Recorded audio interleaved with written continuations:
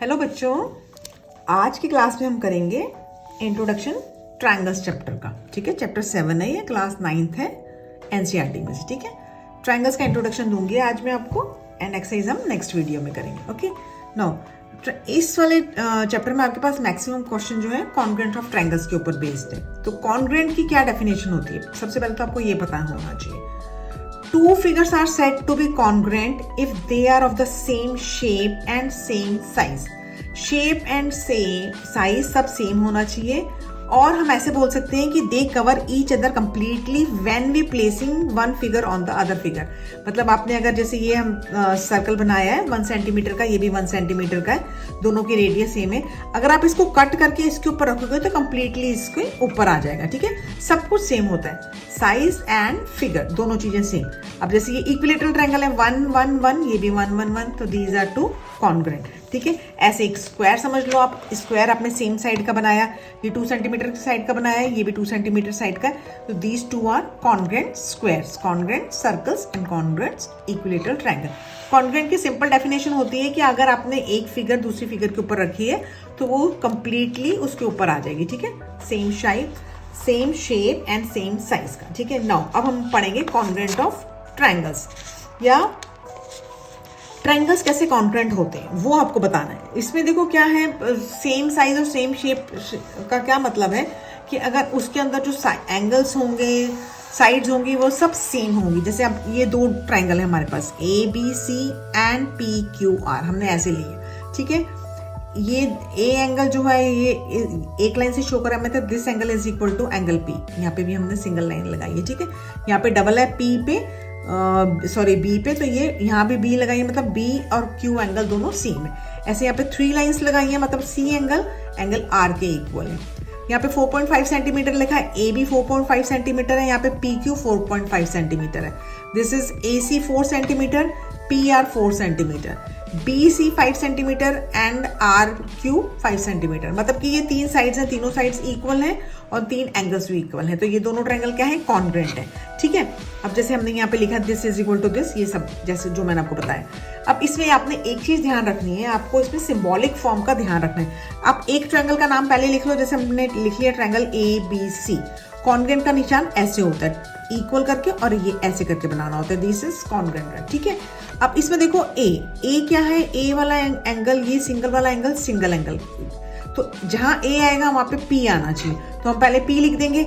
अब है A B, मतलब बी वाला क्या है, B angle, and A B side है 4.5 सेंटीमीटर, तो 4.5 सेंटीमीटर एंड ये दोनों सेम आ रहे हैं, तो हमने यहाँ पे पी क्यू लिख दिया, थर्ड वाला एज इट इज आ जाएगा।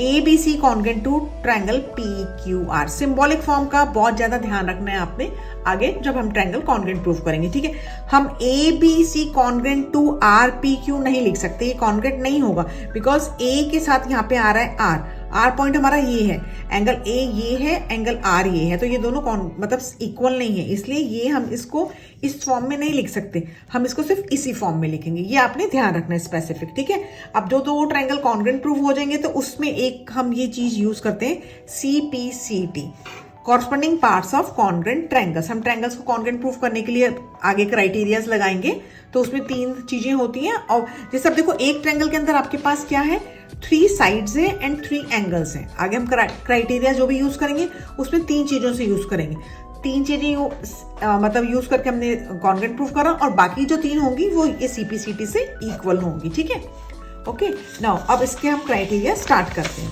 Criteria of congruent triangles. इसमें देखो आपके पास 4-5 क्राइटेरियाज हैं, वो मैं आपको अभी सिंपल डेफिनेशन टाइप बता देती हूँ, फिर हम जब क्वेश्चन सॉल्व करेंगे तो आपको वो अच्छी तरह से क्लियर हो जाएगा। ठीक है, फर्स्ट क्या है, SAS रूल मीन्स S किसको डिनोट कर रहा है, साइड को, side angle side. Okay, 2 triangles are congruent if 2 sides and the included angle, मतलब 2 SAS लिखा है तो 2 साइड्स और उसके बीच वाला एंगल, वो angle of one triangle are equal to the 2 sides and included angle of the other triangles. ये दोनों अगर आपके पास इक्वल है तो 2 triangles are said to be congruent.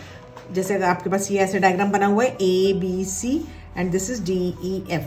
AB ये जो साइड्स है ये हमने डबल लाइन से डिनोट करी है, AB है DE के इक्वल है, एंड इनके बीच में included angle, this angle is equal to this and BC is equal to this. तो हम ABC ए बी सी लिखा है आपने, बी वाला एंगल यहाँ पे ई है तो बी की जगह यहाँ पे ई आना चाहिए, तो D E F these are equal if two sides including angle. S S rule कैसे लगेगा, S A S, S A S, S S A ऐसे नहीं लगेगा, एस ए एस ये लगेगा ऐसे, ठीक है।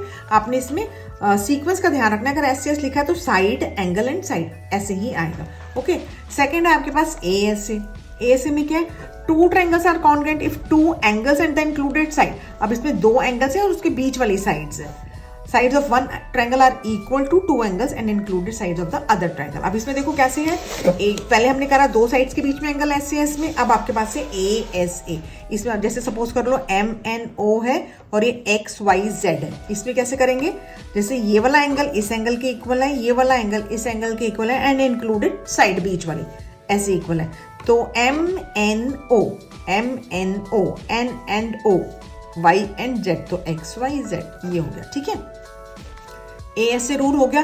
नाउ थर्ड रूल क्या है आपका, इसमें ए एस रूल भी है, मतलब ए एस ए रूल हमने पहले करा, अब ये है ए एस। अब वैसे देखो अगर हमने जो ए एस ए रूल पढ़ा है अभी, ए एस ए, अगर दो एंगल इक्वल है तो ऑटोमेटिक थर्ड एंगल भी इक्वल होगा, इसलिए ए एस रूल भी फॉलो हो जाता है। ए एस रूल में क्या है, two triangles are congruent if any two angles and one pair of corresponding sides are equal. Any two angle, जैसे ये this angle equal to this angle equal to this and this is side. Because ये क्यों rule follow हो रहा है, क्योंकि angle sum property क्या है आपके पास, this plus this is equal to 180 degree. अगर दो एंगल इक्वल है तो ऑटोमेटिकली थर्ड एंगल भी इक्वल होगा, तो हमारा ए एस ए रूल लग जाएगा, ठीक है। तो मतलब कि हम ए एस रूल भी फॉलो कर सकते हैं, ओके। ये भी आपका एक कॉन्ग्रुएंट ऑफ ट्रायंगल का रूल है, क्राइटेरिया है, ठीक है। नाउ फोर्थ रूल क्या है आपके पास, S S S, S S S mean side side side. If three sides of one triangle are equal to three sides of another triangle, then the two triangles are congruent. अगर तीनों sides आपस में equal हैं तो वो जो triangles हैं वो भी कॉन्ग्रुएंट होंगे, जैसे A B C and D E F, ये 3 है, ये 4 है, ये 5 है, this is 3 4 5, A B C congruent to D E F, ठीक है। ये हो गया आपके पास। अब फिफ्थ वाला क्या है आपका सबसे important, R H S. R H S rule क्या होता है, right angle, hypotenuse and any sides। ये if in two right triangles, जो right triangle का मतलब क्या होगा, उसमें एक एंगल 90 डिग्री का है, तो दो अगर right triangle है, if in two right triangles the hypotenuse, एक तो hypotenuse इक्वल होना चाहिए and one side of one triangle are equal to the hypotenuse and one side of other triangle, then the two triangles are congruent। देखो right angle है तो एक angle तो automatic equal हो गया, राइट ट्रायंगल में ही ये प्रॉपर्टी आरएचएस रूल जो है वो राइट ट्रायंगल में ही लगेगा। एक तो 90 डिग्री का एंगल ऑटोमेटिक इक्वल हो गया एंड एक आपको चाहिए हाइपोटेन्यूज इक्वल होना चाहिए and any other side, this side और दिस साइड, कोई भी साइड इक्वल है आपस में तो वो एंगल कॉन्ग्रुएंट हो जाता है। जैसे सपोज करो ए बी सी है एंड ये एक्स वाई जेड है, इसमें angle B and angle Y 90 degree हो गया। ए सी क्या है आपके पास, हाइपोटेन्यूज है एंड एक्स जेड हाइपोटेन्यूज है and this side B C और ये एक्स वाई इक्वल है, तो angle A B C, this triangle A B C congruent to triangle A B side. देखो आपकी ये वाली है जो नॉन इक्वल साइड है, तो वो हमारी यहाँ पे ये जेड वाई है, ए बी एंगल 90 डिग्री वाला एंड ए बी जो नॉन इक्वल साइड है, तो ये आएगा जेड वाई एक्स। आपने सिंबॉलिक फॉर्म का स्पेसिफिक ध्यान रखना है, ठीक है। और क्या है आपके पास, कुछ और प्रॉपर्टीज भी है इस ट्रायंगल में, जो इस चैप्टर में जो हम यूज करेंगे। सम प्रॉपर्टीज ऑफ ट्रायंगल, वो क्या है आपके पास, angle opposite to equal sides of a triangle are equal. अगर दो साइड्स इक्वल हैं तो उनके सामने जो एंगल्स हैं, two angle opposite to equal side, जो टू साइड्स अगर किसी भी ट्रायंगल में इक्वल हैं तो उसके अपोजिट एंगल भी इक्वल होंगे। जब टू इक्वल साइड होती है तो कौन सा हमारा ट्रायंगल होता है, आइसोसेलेस ट्रायंगल, ठीक है। And side opposite to the equal angles of a triangle are equal.